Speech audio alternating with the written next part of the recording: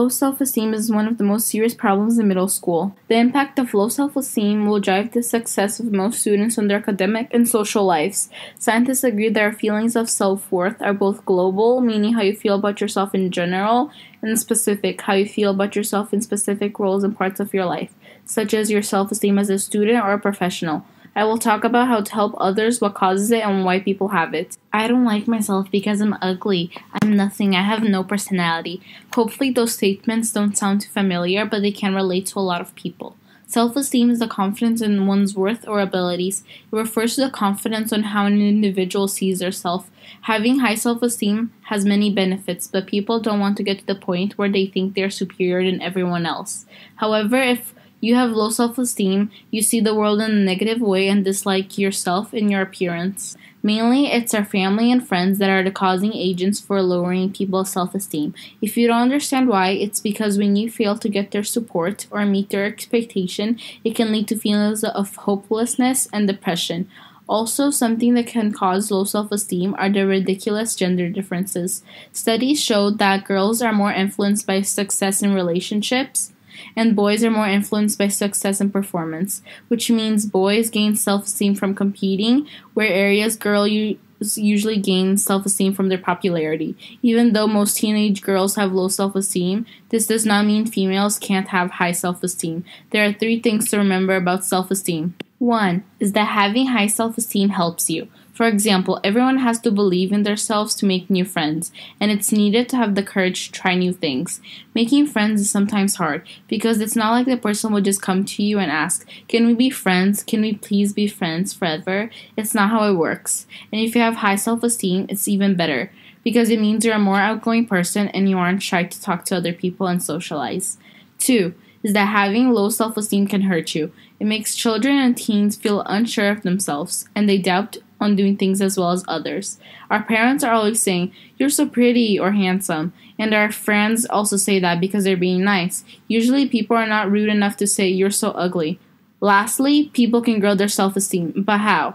The first step is for a parent to tell or educate their kid when they're at a very young age, so they'll know and remember when they grow up. Keeping a positive attitude and view of life makes the person feel proud of themselves.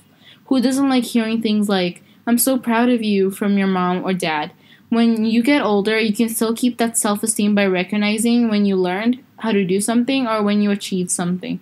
People don't want to show off or brag out loud, or else others will find you annoying. But just give yourself a little high five or say good job in your mind. If things don't go your way, don't give up. Instead, try again.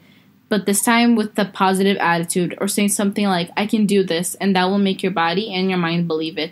"Fake it till you make it" is an inspirational quote by Amy Cuddy. Apparently, most teens think it's not okay to love the way they look. According to Ramsey Megan, 10,000 people every month Google, "Am I ugly?" Right now, go to YouTube and search up, "Am I pretty or am I ugly?" How many results do you get? About 3 million, right? What's leading this? Mostly teenage girls who post these videos. Because in school, people say that they're ugly and their parents say that they're pretty. So they are confused on how to feel. They want to see what other people think of them on the internet, and some of them are way too young to already care about this issue. But wait, what's the huge problem in all of this? Kids are starting to only focus and care about their appearance, and things they should be focusing like studying, sports, and relationships are beginning to suffer, just because they care more about their appearance. 6 out of 10 girls are now choosing not to do something because they don't look good enough while doing it. Over 70% of girls aged 15 to 17 avoid ordinary daily activities like going to school when they feel bad about their looks. However, not only does this affect their academics, but it also affects their health. Teens with low body confidence do less physical activity and eat less healthy as a snowball effect, triggering even lower self-esteem. They are more easily influenced by their friends and peers, having a 20% higher risk of getting depression before they turn into an adult. And they might engage in more negative activities like cutting, bullying, smoking, drinking, and disordered eating. People can always change the way they see themselves, but how do we help those types of people improve their self-esteem? Over time, if people have a habit of always negative self-talking to themselves, it can lower their self-esteem. Here are some ways to improve it. Manage your inner critic. Just think, would you talk to your best friend like that? That harsh voice tears us down inside. If you're in a habit of self-critiquing yourself, just think of nicer and more helpful feedback. Aim for effort rather than perfection. There are two types of people with low self-esteem.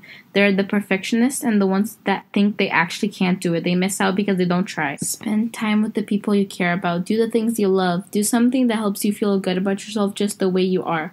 While some people try these methods, it might be hard for others. So the bigger question is, how do we set a better example to prevent this from happening in the first place? We can't compliment people enough to make them believe it. So basically, here are some ways to help. One is to educate for body confidence, meaning we need to help these teens develop strategies to overcome those perfect body images of models that they have set in their heads and build their own self-esteem. There are some programs out there, but most of them don't work. Two, we need to start being better role models. When more people start having higher self-esteem, people will naturally follow. What people do is way more important than what they look like.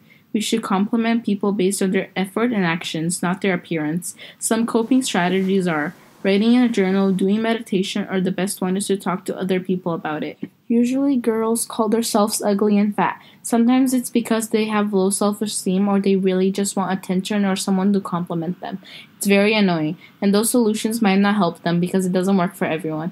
Whenever you feel bad about yourself, try writing it down because most of our feelings and thoughts are locked inside our mind, and writing it down can help you visualize it and bring awareness. But if writing isn't for you, you can try meditation. Meditation means letting go of those racing and popping thoughts in our mind, and if you know anyone that is going through low self-esteem, you should always feed them with positive compliments and try to help them in any way that you can, because at least it's better than doing nothing.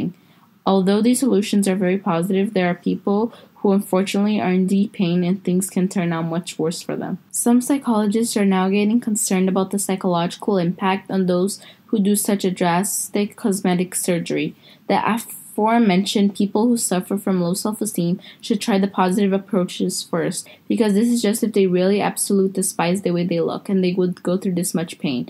The number of cosmetic procedures increased by 44% from 2003 according to ASAS, which stands for American Society for Aesthetic Plastic Surgery. According to a recent analysis of before and after cosmetic surgery done by a social worker called Roberta Honigman, she noticed more negative effects of doing it than positive. The main effects are improvements in body image and possibility of quality life boost. Researchers found that patients who were not satisfied with their surgery may repeat procedures or experience depression, adjustment problems, social isolation, family issues, self-destructive behavior, anger towards their surgeon. Those were some clear examples of what could happen and its side effects. As you can see, having low self-esteem is very serious and people shouldn't take it as a joke, because eventually it will lead to a lot more life-threatening situations. But if you do have low self-esteem, at least now you know some ways you can improve it, also what not to do. Hopes are that you can get a good sense of how bad this issue is turning. Most people are willing to help out as much as possible. If help does not come soon enough, more and more people will taste the bitter of depression. This issue is very concerning for me since I have some friends that already have low self-esteem. So I hope we can all start taking some action and help those people in need.